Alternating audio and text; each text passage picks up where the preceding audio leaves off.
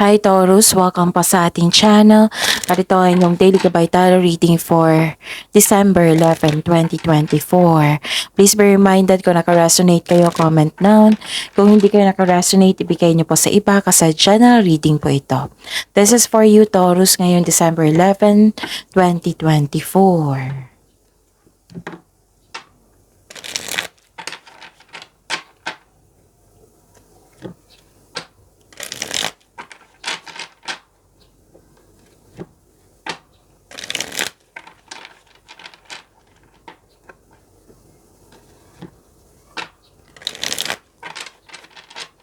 Para po ito sa inyo Taurus ngayong December 11, 2024. Maraming salamat po sa inyong patuloy na suporta at maraming salamat din po sa mga hindi nag-skip ng ads. Gamitin ang reading na ito bilang gabay lamang sa mga hindi pa nag-subscribe. Subscribe na po kayo at click bell notification para malaman nyo na may bago tayong video. Para sa mga gusto magpa-reading po, may lumabas dyan sa screen nyo ngayon. Panoorin nyo po at sundin ang instruction. Calling the attention sa mga suki ko dito na Taurus. Open na po ang inyong monthly gabay tarot reading for December 2024. May 6 months from now reading tayo at love life reading po. So message me Taurus for schedule. Maraming salamat po. Spirits Guide, mga ganap po ngayong December 11, 2024 para po kay Taurus. I need 3 cards po.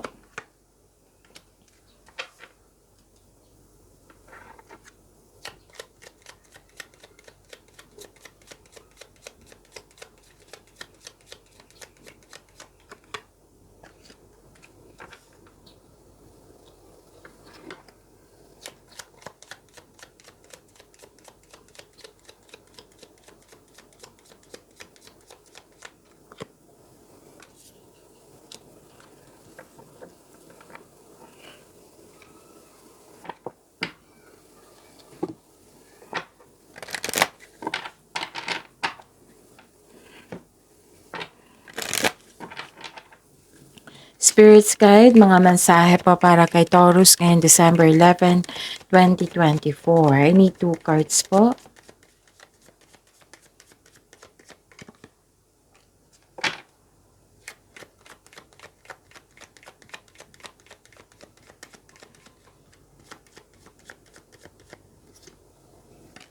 Wow.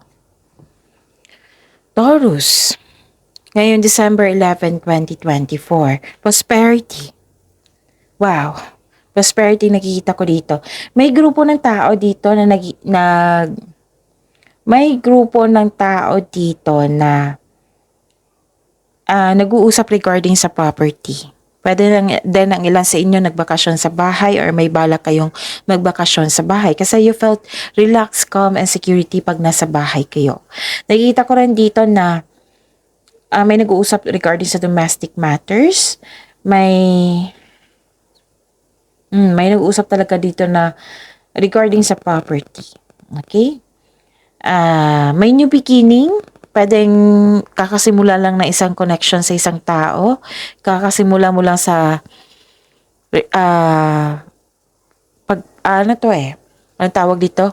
Pwedeng na-hard kayo kahit walang experience. Pwedeng kakasimula mo lang sa trabaho, kakasimula mo lang sa connection sa isang tao, may concern sa immature na tao, pwede din na may humingi ng atensyon sa inyo na isang bata or inner child nyo po ito. May dumating na opportunities po na kailangan nyong pumili, kailangan nyong magdesisyon. So, this is overcoming obstacles. Ang ganda. You can overcome anything and shout to the heavens with happiness. Wow! May happiness dito. Spirits Guide, mga ganap po para kay Taurus ngayong December 11, 2024. Energy po pala. Energy. And the clarification of this card po.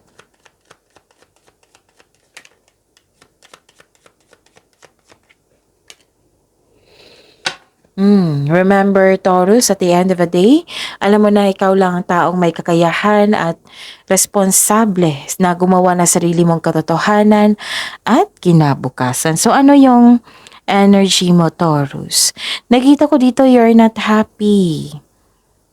You're not happy kasi may confusion.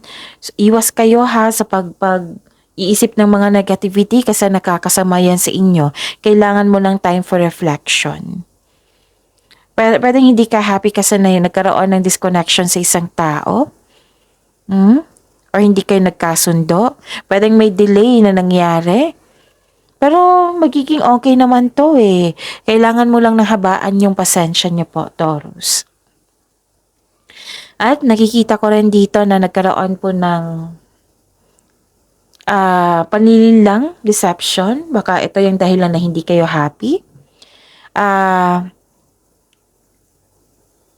Mag-ingat sa ibang tao at bagay, huwag ibunyag lahat yung plano mo at maging mapagmasid. Kasi may nakita ko ditong sinungaling nagbabackstab sa iyo, may tinatago, may plastic po siya, may taong hindi ka binigyan ng halaga, walang pakialam sa iyo, may posibleng panilin lang at pagsisinungaling, pwede din nag-white lies kayo ngayon. Okay? So mag-ingat sa isang tao na mahilig magmanipula. Spirit Guide, career and money po ni Taurus ngayong December 11, 2024. And the clarification of this card po.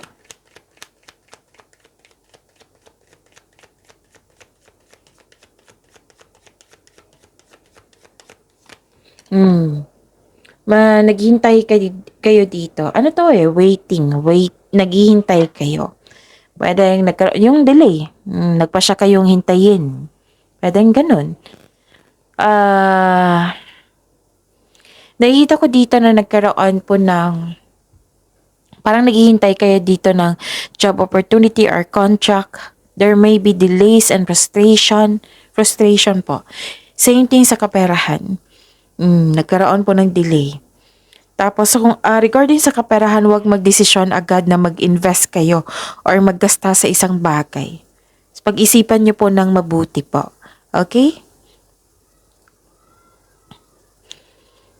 Kailangan ng pagbalansa dito eh. Pwedeng sa kaperahan ito. Kasi ang sabi ng card dito kanina, 'di ba, na pag-isipan ng mabuti bago kayo maggasta or kailangan bang maggasta. Ganon. Dalawang card na po nagsabi dito na kailangan ng pagbalanse. This card asks you to save money, control on overspending. May tension, may away ako nakita or may concern sa isang irresponsible na tao. Spirits Guide, Love Life, Self-Love, Partnership, and Romance ni Taurus ngayong December 11, 2024. And the clarification of this card po.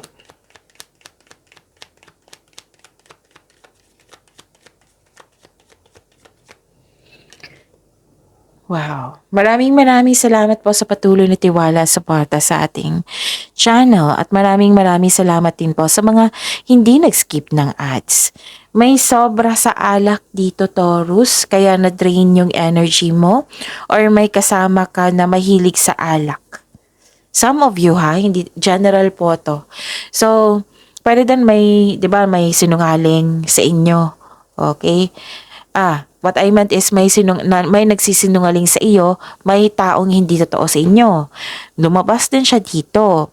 May tension na nangyari kasi may gossip, chinichismis ka, may boundary issues, yung nagkaroon kayo ng disconnection, nang dahil sa nagkaroon kayo ng hindi pagkakaunawaan. Okay? Pwede din na lumayo kasi kayo sa temptation, lalo na sa mga committed dito. Pwedeng concern mo ito sa isang tao.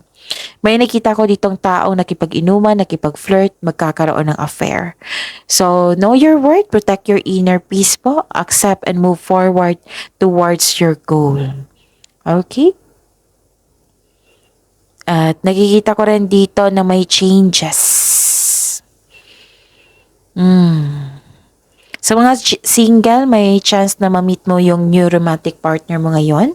Sa mga may relasyon sa buhay mag-asawa na may problema or hindi pagkakaunawaan, may pagbabagong darating na ikakasiyahan nyo.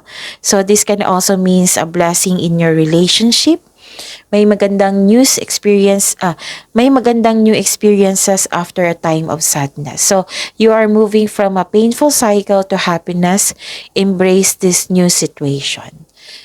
So, pagyamanin niyo po yung blessings sa binigay sa inyo, Taurus. See you tomorrow. Okay? Please like, subscribe, and click the button for notification para updated po kayo sa daily tarot reading natin. Maraming salamat po.